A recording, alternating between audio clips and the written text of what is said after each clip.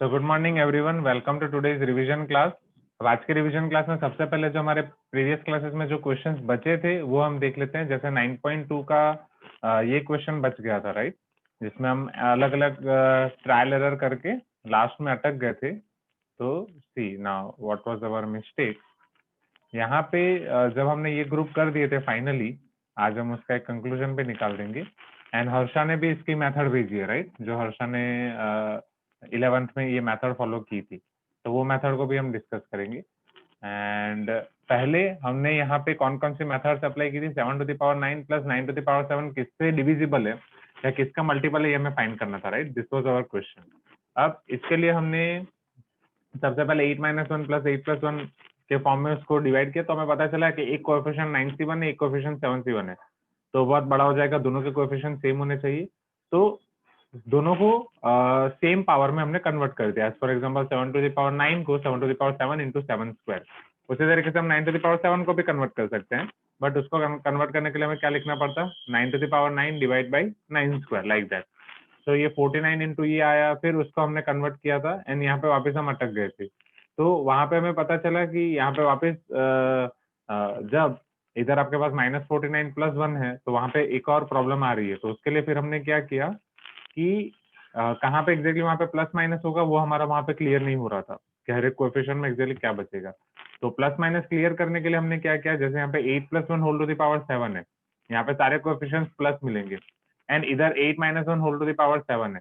तो plus minus cancel करने के लिए फिर हमने फर्दर डिवाइड किया। पहले सारे कोएफिशिएंट सेम करने के लिए पावर सेम कर दी, फिर प्लस माइनस को कैंसिल करने के लिए 8+1 होल टू द पावर 7 के साथ इसका कोएफिशिएंट 1 है, तो ये 49 में से एक हमने निकाल दिया, 8-1 होल टू द पावर 7 वाला। तो जैसे ये वाला पोर्शन हमने निकाल दिया, which was 1 into 8-1 to the power 7, तो ये दोनों आपके प्लस होके उसमें जो आपकी माइनस वाली टर्म होगी वो सारी कैंसिल हो जाएगी, एंड फाइनली प्लस वाली टर्म बचेगी। फिर उसके बाद यहाँ पे हम वापस कंफ्यूज हो गए थे, 48+2 एंड ये -48 वाले अलग किए थे। एक्चुअली वहां से हमें अप्रोच चेंज करना पड़ेगा। यहाँ से हमने 7c0 8 to the power 7 48+2, yes this is fine. Plus minus वाले अलग अलग लिखे थे, वो अलग अलग लिखने की कोई जरूरत नहीं है। Sorry, was getting one call। ठीक है, तो इतना मैं पहले खत्म कर देता हूँ। वहां यहाँ पे हमने 48 एंड 2 के रिस्पेक्ट में सारे कोएफिशिएंट को अलग किया था, बट सारे कोएफिशिएंट को हमें 48 एंड 2 के रिस्पेक्ट में अलग नहीं करेंगे। अब इनिशियली जब हमने ये क्वेश्चन शुरू किया था, तब हमने 7c0 7c1 7c2 ये सारे सेम रहे, इसलिए इस फॉर्म में डिवाइड किया था। तो 7c0 7c1 इस फॉर्म में सारे कोएफिशिएंट्स को हम इकट्ठा करेंगे, समझना। Just a minute, this is not working today.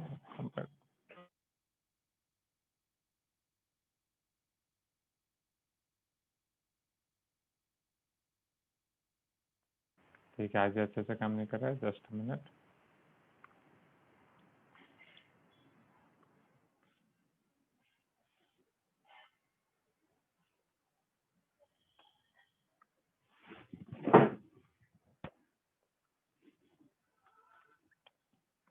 So this is equal to, now 7c0 के फॉर्म में हम कन्वर्ट करते हैं, तो 7c0 8 टू द पावर 7, उसके साथ बचेगा 48+2।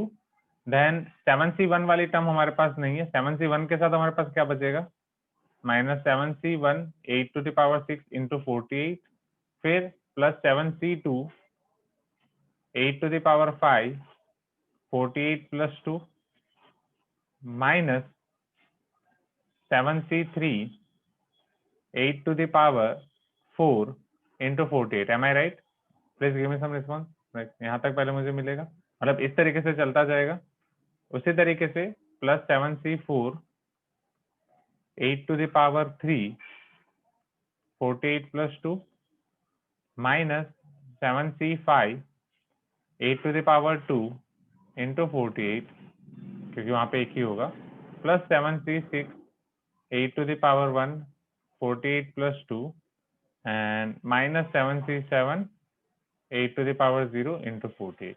वहां पे हमने लास्ट टाइम क्या किया था, 50 वाले अलग कर दिए, 48 वाले अलग कर दिए, फिर हम कॉमन निकाल रहे थे। अब यहाँ पे कॉमन निकालने वाला हम दूसरे पॉइंट ऑफ व्यू से देखेंगे, समझना। अगर आप यहाँ पे ये सारी टर्म्स देखो, यहाँ पे सारे मल्टीपल्स 50 हो जाएंगे, यहाँ पे सारे मल्टीपल्स 48 हो जाएंगे। यहाँ तक सभी टर्म्स में से मैं 8 स्क्वायर कॉमन निकाल सकता हूँ, एम आई राइट? यहाँ तक मैं सभी टर्म्स में से 8 स्क्वायर कॉमन निकाल सकता हूँ। तो अगर मैं यहाँ से 8 स्क्वायर कॉमन निकाल रहा हूँ, हर एक टर्म में कुछ ना कुछ बचेगा, जैसे यहाँ पे e⁵ हो गया, यहाँ पे 8 क्यूब, एंड यहाँ पे 7c4 into 50 minus 7c5 into 48, am I right? Please give me some response. तो कुछ भी मिलेगा प्लस माइनस करके। तो 8 square into lambda, 8 square into के मैं कुछ भी लिख सकता हूँ, plus 7c6 is nothing but 7 only because it is 7c1 into 8⁴ it is 8, 48 plus 2 it is 50 minus 7c7, 7c7 is 1 only, 8⁴ 1, and this is 48. So this is equal to 64k plus 8 7s are 56 into 50 minus 48. Am I right? 64k plus 56 into 50 minus 48. चलो इसका simplification क्या होगा? 56 into 50 minus 48, 56 into 100 5600, right? तो वो आपका हो जाएगा 2800 because वो 56 into 50 है, माइनस 48,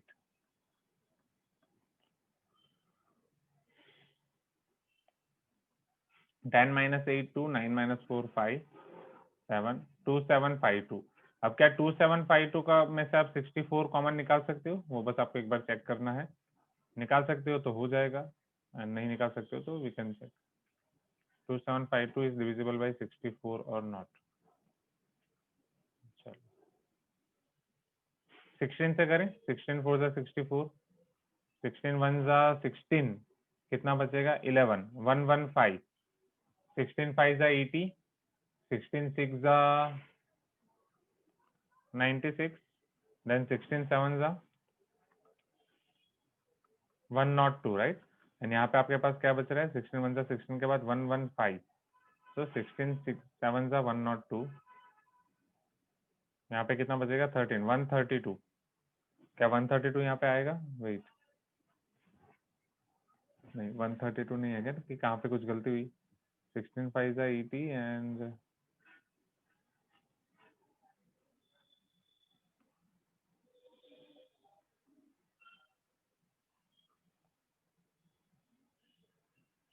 168, देन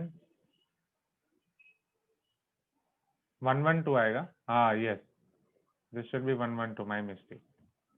तो ये 32 and yes, thank you Vishnu.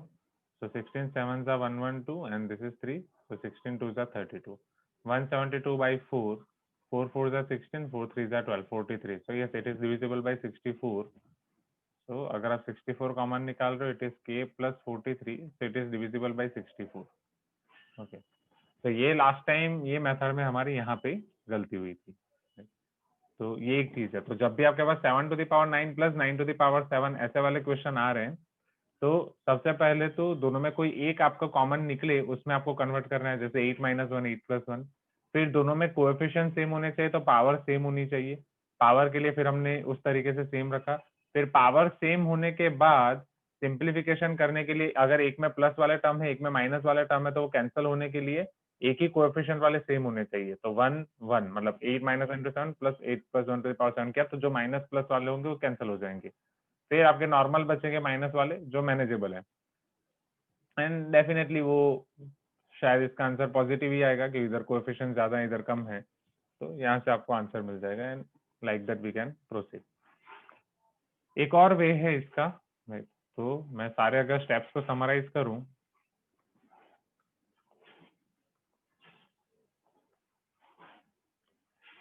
सारे स्टेप्स को समराइज करने से पहले जो हर्षा ने वे भेजा है वो कैसा है मैं आपको दिखाता हूँ। सो वो इससे अच्छा है अकॉर्डिंग टू मी, फिर आपको जो भी अच्छा लगे। 7 to the power 9 plus 9 to the power 7। जैसा कि मैंने आपको बोला कि कोएफिशिएंट सेम मतलब पावर सेम होनी चाहिए, right? What are your steps? कि आपकी एक तो पावर सेम होनी चाहिए, क्योंकि पावर सेम होगी तो कोएफिशिएंट सेम होंगे। फिर उसके बाद जो प्लस माइनस वाले टर्म है, जैसे कि यहाँ पे 8 + 1 हो गया, 8 - 1 हो गया, उनके एक एक कोएफिशिएंट आपके सेम होने चाहिए ताकि ये वाली टर्म्स कैंसिल हो जाए, right? 1 1 coefficient should be same. तो ये सारी प्रोसीजर अगर यहाँ पे फॉलो करनी है तो हमें ये पता है कि 7 को हम लिख सकते हैं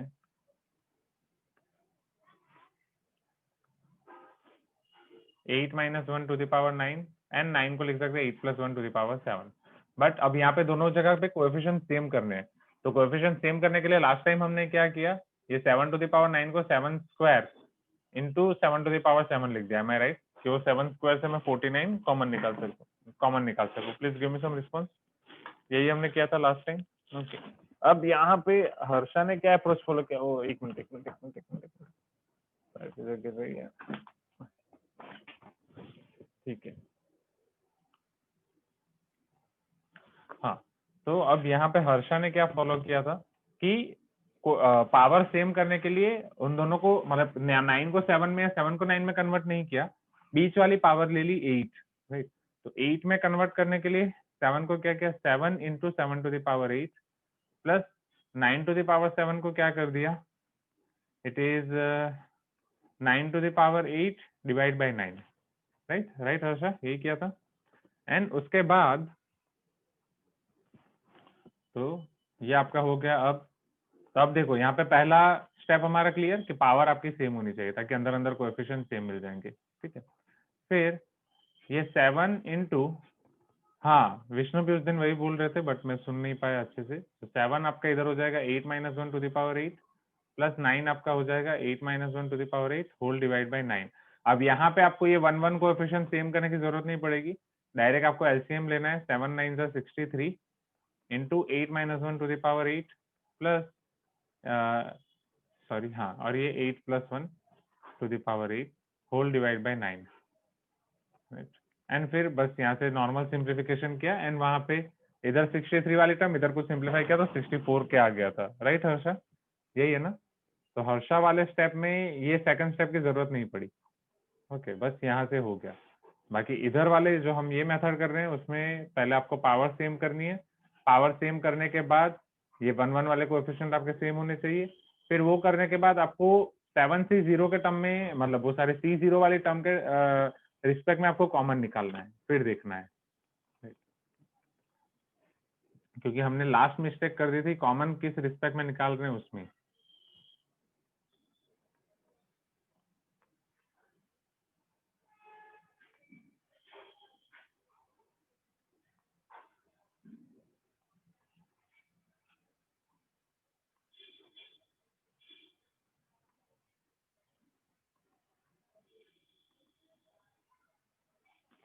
ओके चलो इजी। तो ये question clear everyone?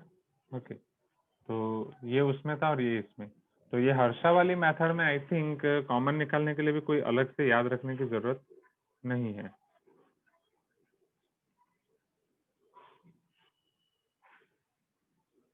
Just a minute,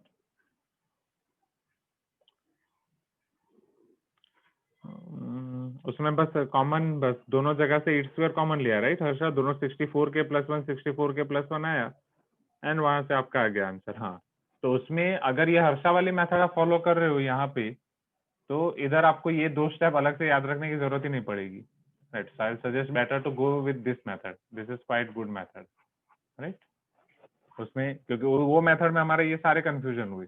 इधर आप फिर कोई भी टर्म में कॉमन निकाल के आप कर सकते हैं, 8² कॉमन करो, 64 कॉमन निकाल के, इधर 64 कॉमन निकाल के।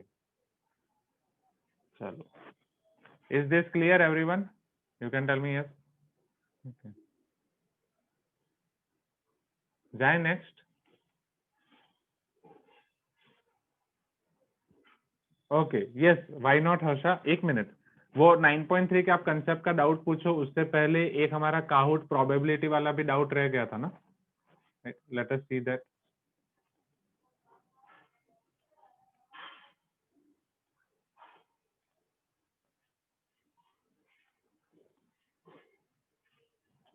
क्योंकि आपके वो जितने डाउट थे मैंने सोचा आज पहले मैं कर ही लेता हूँ, उसके बाद बाकी का करेंगे। हर बार छूटता जा रहा है। एंड कल तो सभी क्लासेस के साथ मेरा इंटरेक्टिव क्लास रख दिया था मैंने, क्लास 8 9 11 10 बाकी सबके साथ हो गया है। एंड जिसमें आस्क मी एनीथिंग सेशन रख दिए थे। 8 वालों के मैंने कुछ वीडियो स्टेटस में डाल दिए थे। 9th and 10th and 11th वालों के डालने बाकी है, वो मैं डालूंगा। एंड वो लोग अपने एकेडमिक ईयर 2021 का एक्सपीरियंस शेयर कर रहे थे, तो वो सारी चीजें रखी थी। तो बहुत मजा आया, it was quite good session. मैं आपको वो जस्ट अ मिनट, अब उसमें क्या है, ऐसा ये क्वेश्चन ना सेम जो काहुट में हम ये डाउट फेस हुआ था, ये जब मैं आपको प्रोबेबिलिटी चैप्टर करा रहा था इन क्लास एक्सरसाइज में, तब सेम मुझे ये क्वेश्चन फेस हुआ था। एंड उस टाइम पे ये दोनों मेथड से मैंने एक्सप्लोर भी किया था एंड मैंने कंक्लूजन भी निकाला था, बट वो कंक्लूजन में मेरी फॉर्मूला बुक में लिखना रह गया। तो ये चीज समझो, जब आप ऐसा कंक्लूजन लिखते नहीं हो, जैसे अभी वो वाले क्वेश्चन का कंक्लूजन निकाला, वो आप लिखोगे नहीं, फिर और डिफिकल्ट हो जाता है, क्योंकि वो सारी मेहनत आपको वापस करनी पड़ती है।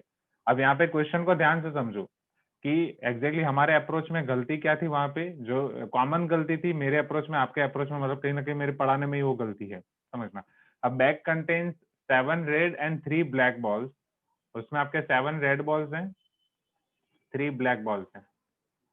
3 balls are drawn at random from the bag, one after the other, right? 3 bag आप ड्रॉ कर रहे हो, वन आफ्टर द अदर, मतलब एक बॉल उठा रहे हो, उसके बाद दूसरा, उसके बाद तीसरा, one after the other. And इसका मतलब ये भी क्लियर हो गया, this is your case of with replacement और विदाउट रिप्लेसमेंट। हाँ, ये काउट वाला है question, right? This is your question of with replacement और without replacement, without definitely, right? One after the other, so this is your case of without replacement. Now the probability that the first two are red and the third is black, आपको ये पूछा गया था कि first two are red and third is black,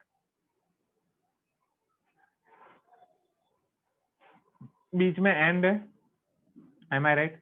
First two are red and third is black, so can I say this is event A and event B, both are separate events, first two are red and third is black? Please give me some response, am I right? Okay, अब हमने यहाँ पे क्या कर दिया था समझना, so this is exactly your probability of A intersection B. A intersection B में आपको सोचना पड़ेगा कि ये आपके डिपेंडेंट इवेंट है, इंडिपेंडेंट इवेंट है, कि म्यूचुअली एक्सक्लूसिव इवेंट है, am I right? Mutually exclusive है तो डायरेक्टली जीरो। चलो, पहले दो में आप रेड उठा रहे हो, थर्ड में ब्लैक आ रहा है, क्या वो डिपेंड करेगा एक दूसरे पे? Yes, this are your independent event. ज्यादा से ज्यादा बस उसमें अगर आप डिपेंडेंट ले भी रहे हो, तो डिपेंडेंट में बस ये आएगा कि 10 बॉल में से 2 बॉल गए पहले 2 थ्रो में, फिर उधर 8 बॉल बचे हैं, that's it, am I right? So this is your probability of A into probability of B. Probability of A event is first two are red, तो फर्स्ट टू आर रेड का मतलब क्या हो गया, 7 में से आप 2 उठा रहे हो, सपोज वो हो गया आपका 7C2, राइट? एंड टोटल 10 में से आप 2 ले रहे हो, 10C2, am I right? Okay, into probability of B, third is black, 3C1, into 10 में से 2 ले लिया, अब आप विदाउट रिप्लेसमेंट आपके पास बचे 8 बॉल, 8C1।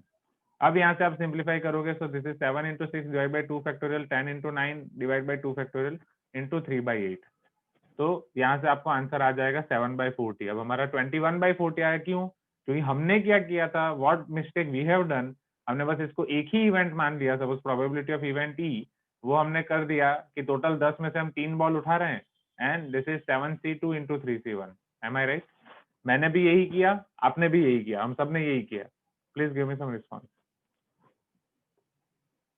इसीलिए हमारा यहाँ पे क्या हो गया, ये 10C2 इंटू 8C1 की जगह हमने 10C3 ले लिया, तो हमारा वो वहां पे 3 एक्स्ट्रा आ गया, मतलब इसके डिनोमिनेटर में 3 एक्स्ट्रा आ गया, जो उधर आपके न्यूमिनेटर में चला गया, सो 21/40 आंसर आया था।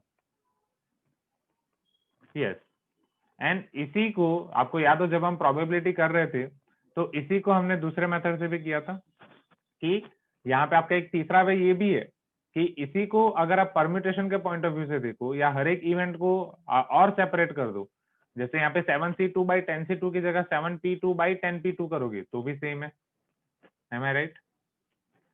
क्योंकि वो चलेगा, तो वो केस में सेम है, क्योंकि first two are red, okay, तो पहले 2 रेड आ रहे हैं, ऐसा कुछ नहीं बोला कि first red and second red, actually 7C2, but ये भी चलेगा। तो 7/10 इंटू 6/9 इंटू 3/8, ऐसे 3 अलग अलग कर रहे हो तो भी ठीक है, कि पहला रेड आया, दूसरा रेड आया, लाइक दैट, राइट एवरीवन? तो ये मिस्टेक क्लियर पहले, जो हम सबकी कॉमन मिस्टेक। तो मोरल ऑफ द स्टोरी, हमें ये आइडेंटिफाई करना है क्वेश्चन में कि वो आपके इवेंट दोनों अलग अलग हैं या नहीं, right everyone? You can tell me yes if you agree now. ये हो गया। अब आपके जो डाउट है वो M9 का बचा है, सेंगेज का डबल सिग्मा वाला कंसेप्ट, राइट? तो डबल सिग्मा वाला कंसेप्ट अभी मेरा देखना बाकी है, तो वो मैं आपको फिर कराऊंगा देख के, तो अभी उसको आप साइड पे रखें। अब आप हर्षा 9.3 के आपके जो कंसेप्ट का डाउट है वो आप मुझे पूछें।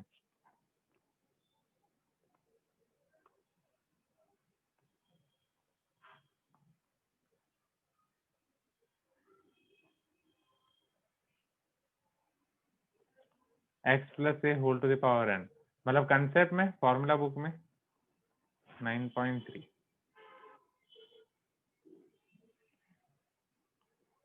हाँ ये रहा, x plus a whole to the power n। Yes, पूरा समझाओ मैं वापस? हाँ हाँ, yes, why not? Unmute and ask. That will be a very good idea. Sir हाँ sir x plus a whole to the power n में हमने a का कॉमन निकाला था ना सर, कि 1 plus x by a whole to the power n। हाँ फिर जब a कॉमन निकला, उसके बाद फिर x पूरा एक्सपेंशन किया, फिर हमने वापस a को मल्टीप्लाई कर दिया, हाँ हाँ तो रिजल्ट आया वो सेम, हमें बाइनोमियल से भी मिल जाएगा ना सर हाँ, डायरेक्टली, एग्री। कि अगर हाँ, तो फिर कॉमन निकालने की जरूरत ही नहीं है ना। कॉमन निकालने की जरूरत नहीं है। ये एग्जैक्टली आपको, इसके लिए आप यही फॉर्मूला याद रख सकते हो, बट फिर हम यही मेथड कर रहे थे डायरेक्टली। हाँ, क्योंकि ये बस उसका डेरिवेशन है कि वो 1 plus x to the power n से फॉर्मूला कैसे आई। ओके, तो yes, we can apply binomial, क्योंकि अगर आप सेम, अगर x ग्रेटर देन है, x ग्रेटर देन है, x को कॉमन निकाल दिया, उसके बाद आप x को मल्टीप्लाई करेंगे, फिर भी सेम ही काम होने वाला है। Am I right? इधर a to the power n से मल्टीप्लाई करेंगे, इधर x to the power n से मल्टीप्लाई होगा। a to the power n plus n x a to the power n minus 1, यहाँ पे x to the power n plus n a x to the power n minus 1, right? And जो same ही होगा, but हाँ यहाँ पे infinite terms है ना, वो है। बाइनोमियल में एग्जैक्टली क्या होता है, n+1 टर्म्स होते हैं, तो इसका coefficient and last second term का कोएफिशिएंट सेम होता है। Am I right? ओके, अब इधर इनफाइनाइट टर्म्स हैं, तो इनफाइनाइट टर्म्स है तो हमें पता ही नहीं चलेगा कि लास्ट सेकंड टर्म कौन सी है।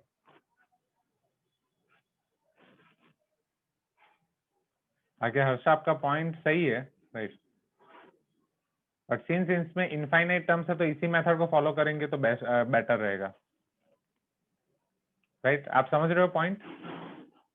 हाँ सर। है ना, क्योंकि ये हमें पता है कि x into a to the power n minus 1, and last में इधर हमें वहाँ, क्योंकि वहाँ पे आपके फाइनाइट n+1 टर्म्स होते हैं, राइट? तो उधर x to the power n minus 1 और a एक टर्म मिलेगी जिसका कोएफिशिएंट भी n ही होगा।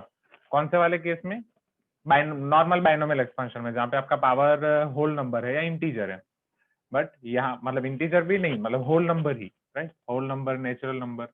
बट यहाँ पे सिंस इनफाइनाइट टर्म्स हैं, तो ये वाली टर्म, ये केस में x plus a whole to the power n में n कोएफिशिएंट आ रहा है, ये वाली टर्म का n कोएफिशिएंट आ रहा है, ये वाली टर्म का। वो वाली टर्म अब कहाँ पे होगी, हम लिख भी पाएंगे या नहीं एक्सपेंशन में, that is question mark, right? क्योंकि हम बस ऐसे इनफाइनाइट सीरीज में 4-5 टर्म लिखते हैं, मैक्स टू मैक्स एन पूरा उधर जाते हैं इनफाइनाइट तक। तो बेटर ये होगा कि हम यही मेथड फॉलो करें, राइट?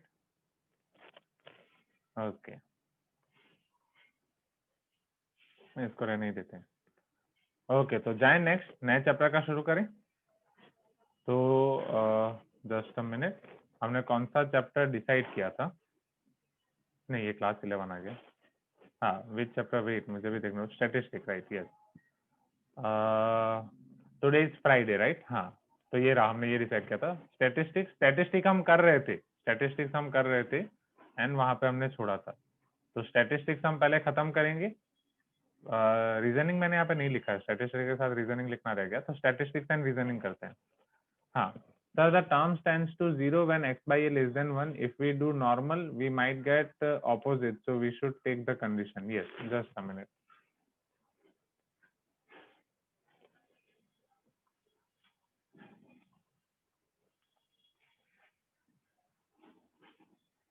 हाँ, yes, Abin is telling, sir, the term tends to 0 when x by a less than 1. Okay. हाँ, वो भी है। When x by a less than 1 and जब उसकी infinite powers तक होता जाएगा तो वो tends to 0. So if we do normal, we get opposite. Agree. तो ये Abin का भी observation correct है।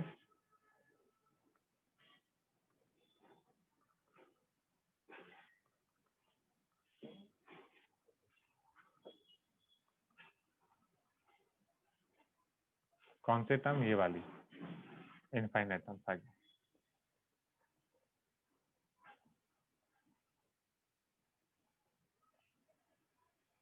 नहीं, वो सम कर रहे हैं ना, सम जीरो नहीं, टर्म। राइट विष्णु, मैं टर्म की बात कर रहा हूँ, मतलब वो वाली लास्ट वाली टर्म जीरो हो सकती है, वो उससे कंपेयर कर रहा है बिन, कि अगर हम डायरेक्ट एक्स प्लस से whole to the power n वाली फॉर्मूला अप्लाई कर रहे हैं तो वहां पे वो नहीं हो पाएगा। हाँ, तो वो टर्म धीरे धीरे जीरो के नजदीक जाती जाएंगे जैसे। Okay, so just a minute, statistic का मैंने यहाँ पे बनाया था। ओके,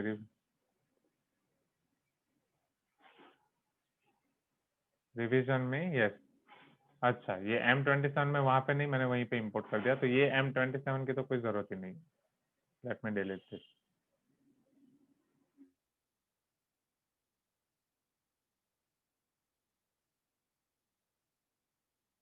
नहीं, कर लेते हैं विष्णु, क्योंकि ऑलरेडी वहां पे हमने छोड़ा है, तो इतना आधा किया तो यहाँ से कर लेते हैं। तो हमारा मोड से बाकी है, राइट? तो शुरू करें स्टैटिस्टिक्स से। ओके